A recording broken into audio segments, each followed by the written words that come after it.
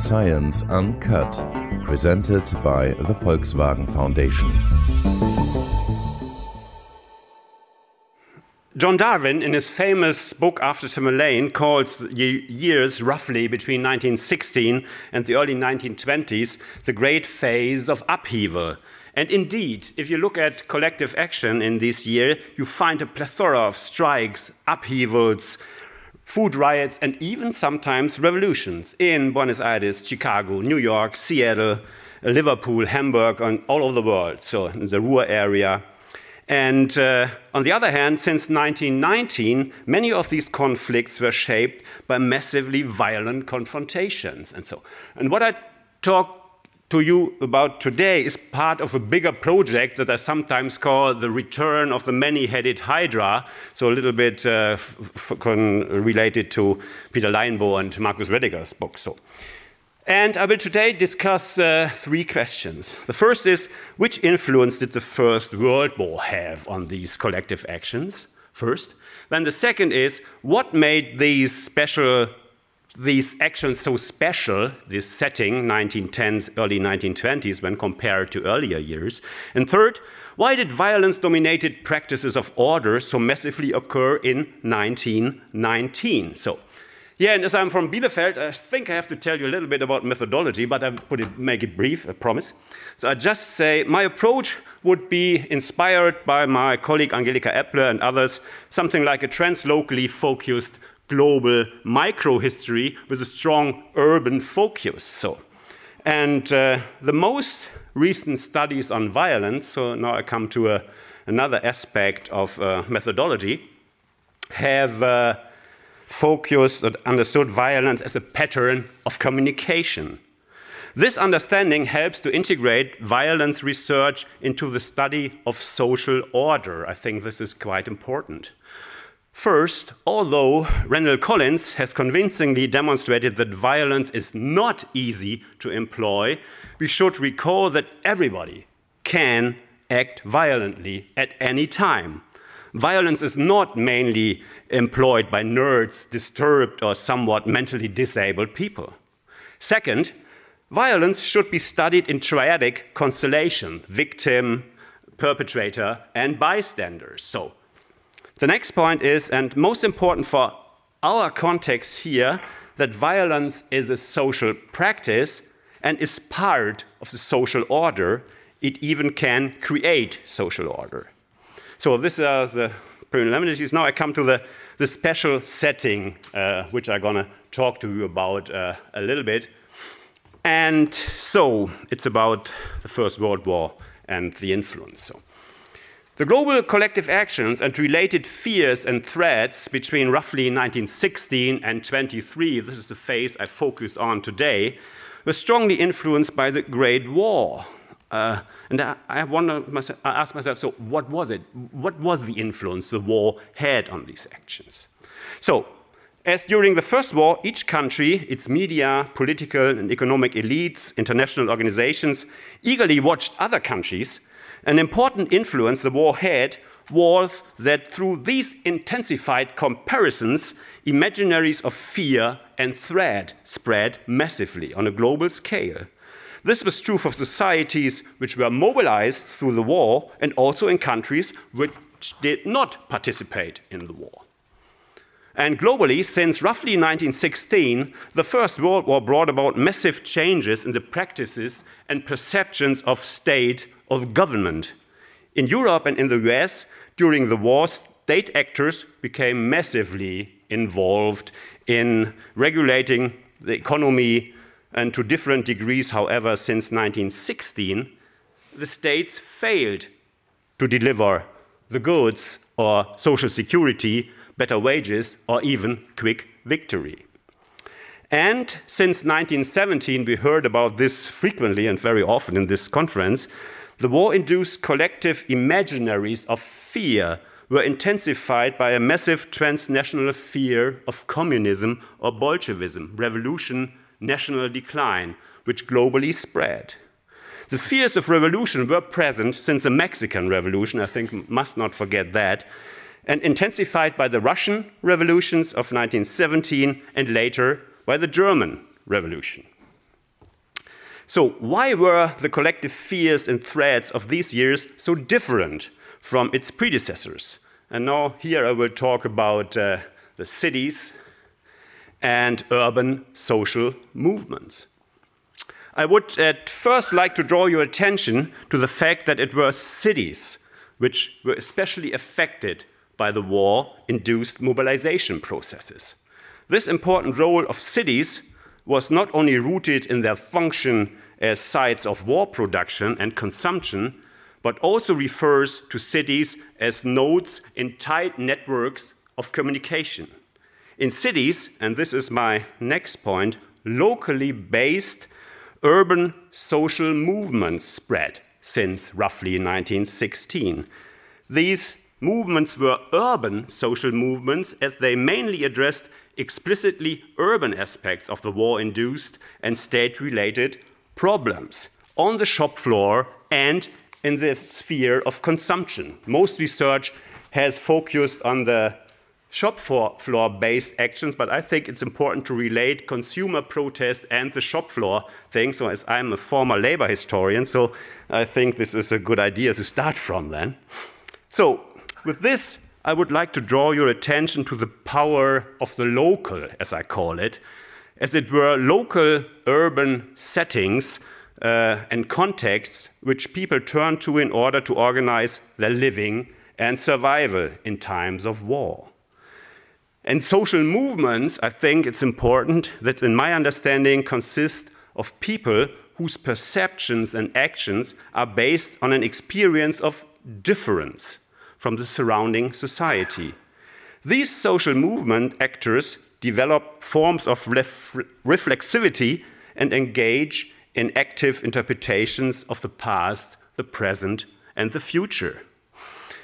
And the war fostered many community-based collective urban actions, and with this, a competition of diverse urban social movement, which, at least in my interpretation, until today has escaped scholarly attentions, while most scholars focused on working class or labor organizations. And these, roughly since 1916-17, these locally based urban social movement challenged the order of the nation-state from within through strikes, food riots, citizen movements, and so on. We should not only think of left-oriented social movement in these years, we also find these paramilitary organizations, the bad social movements, youth gangs, and consumption-based social movements. As I mentioned before, the war had intensified global comparisons, which in turn contributed to a media-induced translocal interconnectedness, or entanglement, to use this word that isn't hardly translated into English, so Verflechtung in German.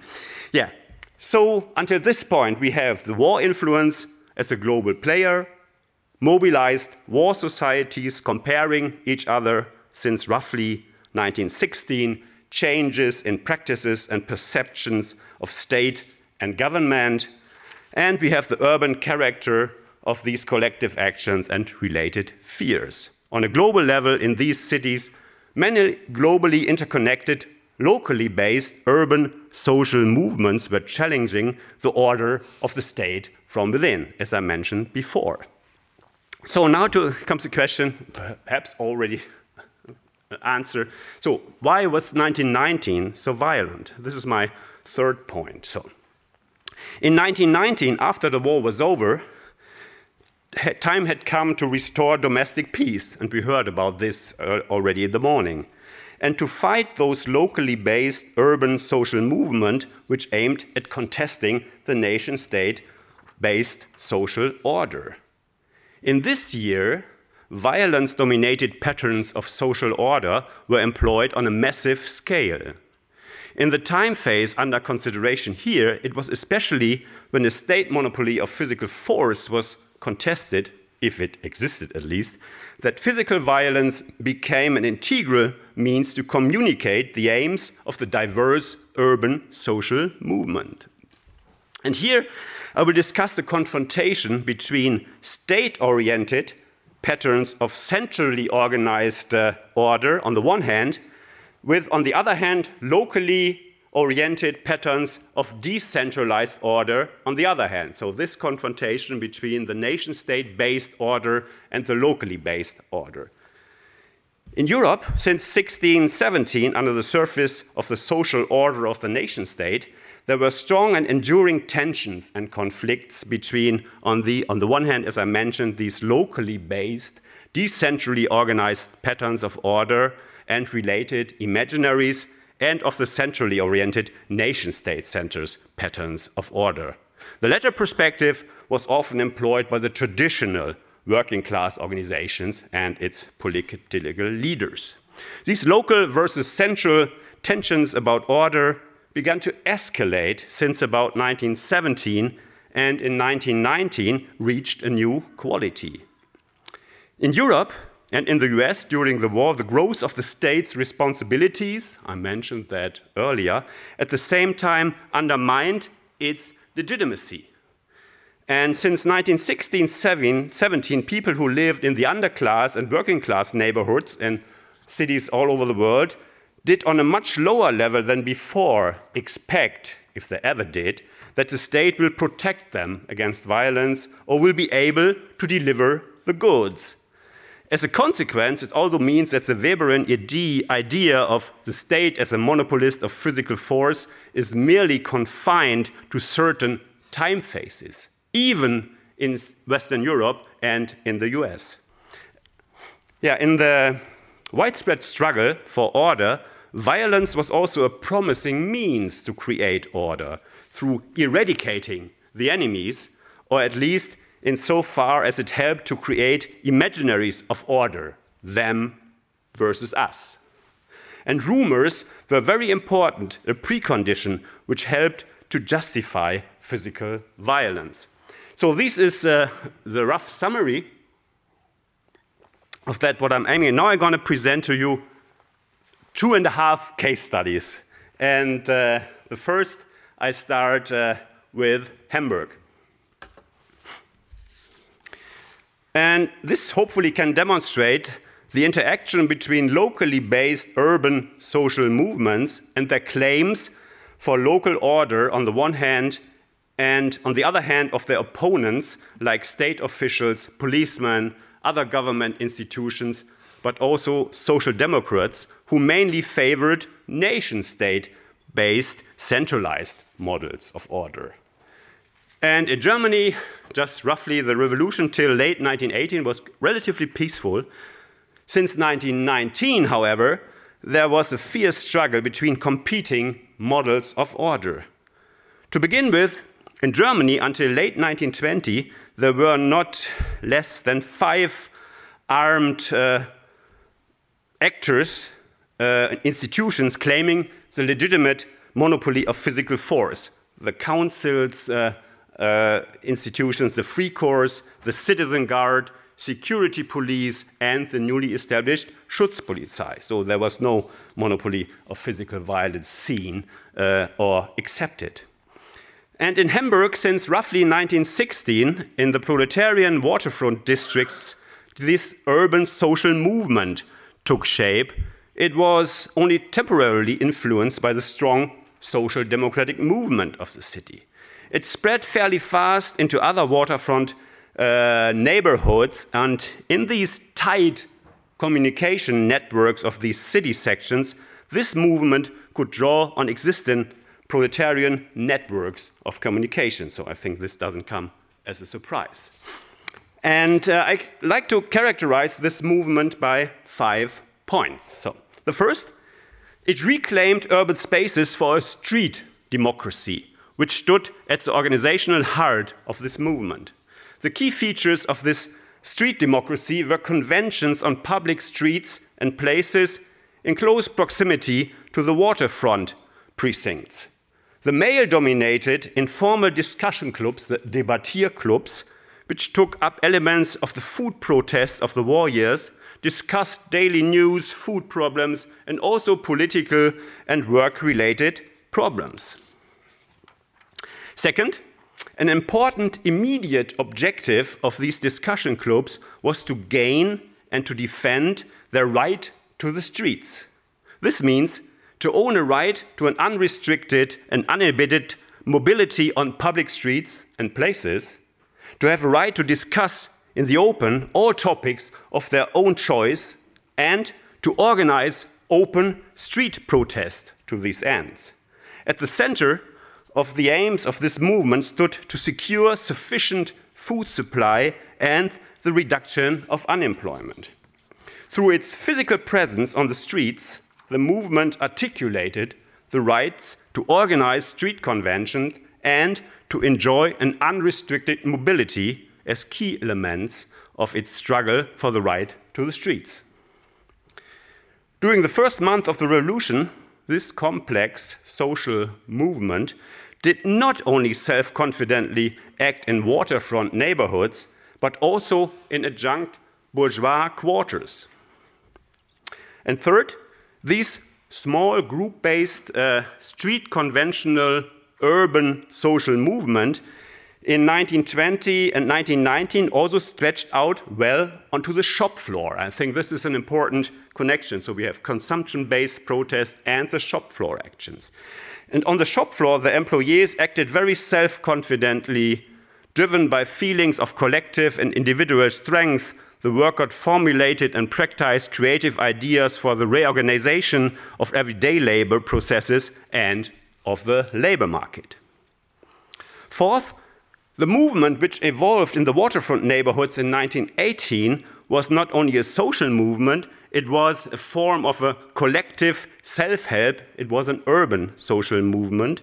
This means, following Manuel Castells, this movement did not only articulate political, consumption, work and city-related demands, but put issues on the agenda which were structured around this right to the streets.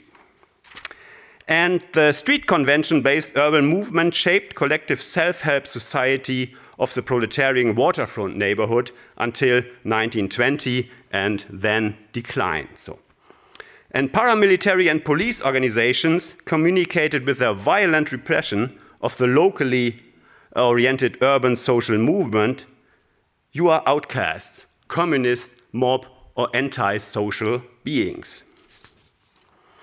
And the fifth point I would draw your attention to is this local character of the order, imaginaries, and practices of this movement that claimed to establish the local order, understood as a practical measure, but also as a locally based utopia in the neighborhood as well as on the shop floor.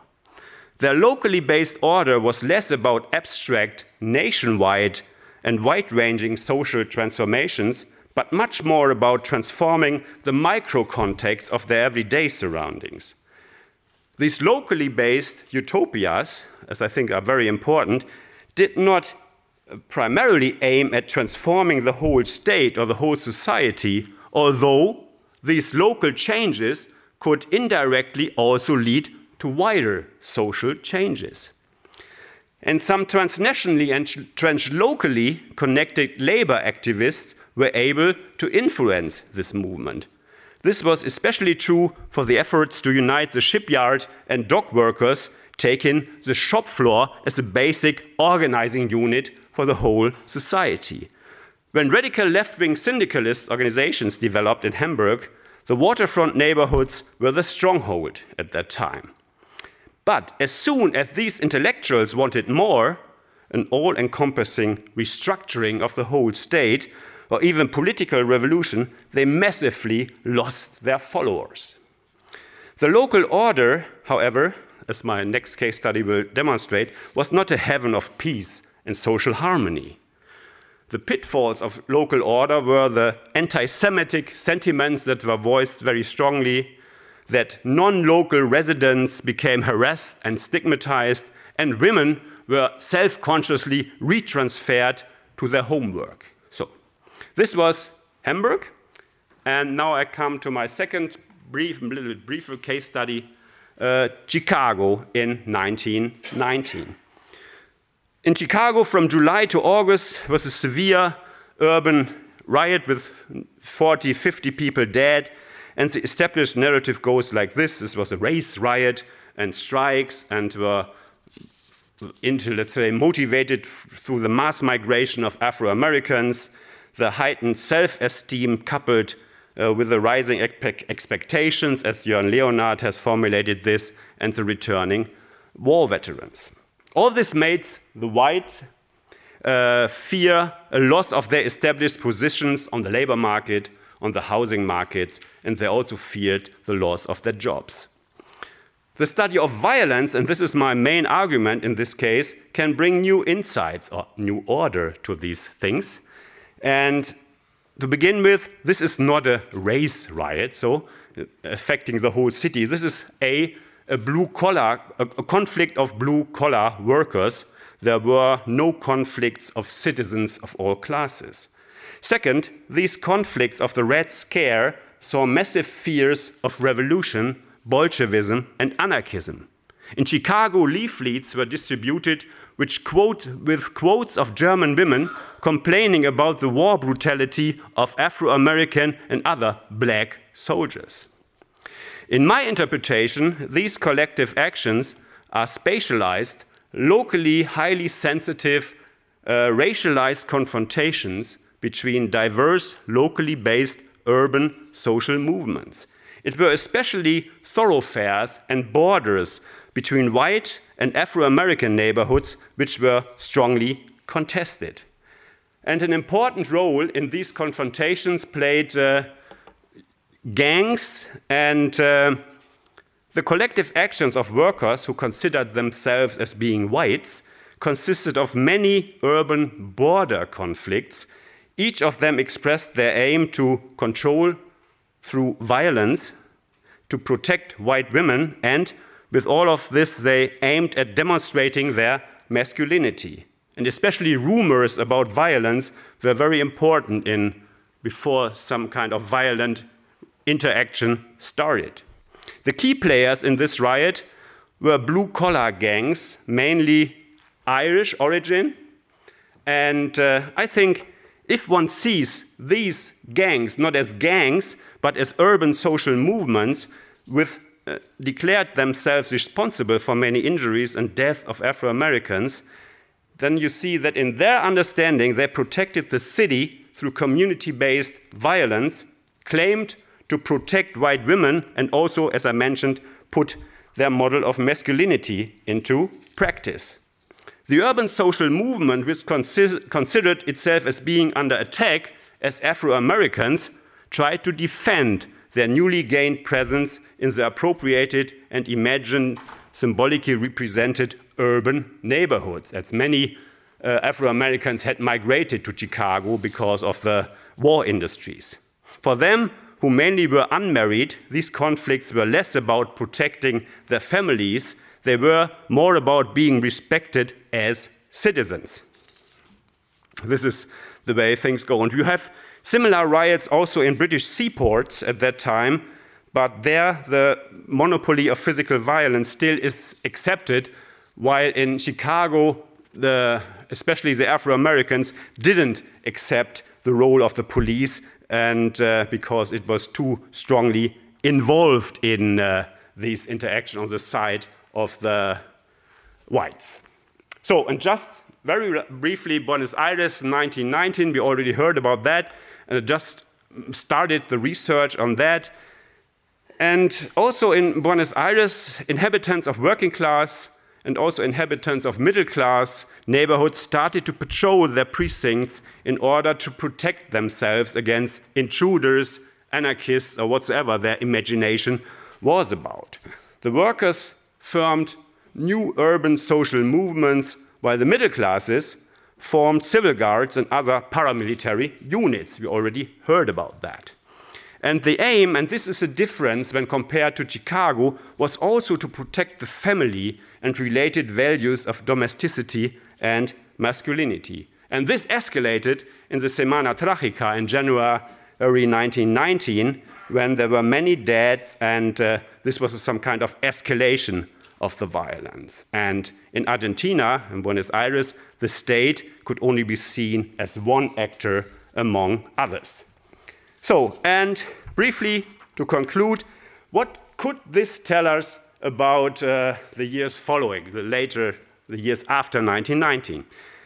All in all, the phase between roughly 1916 and 23 brought to the forefront key problems of the 1920s and 30s.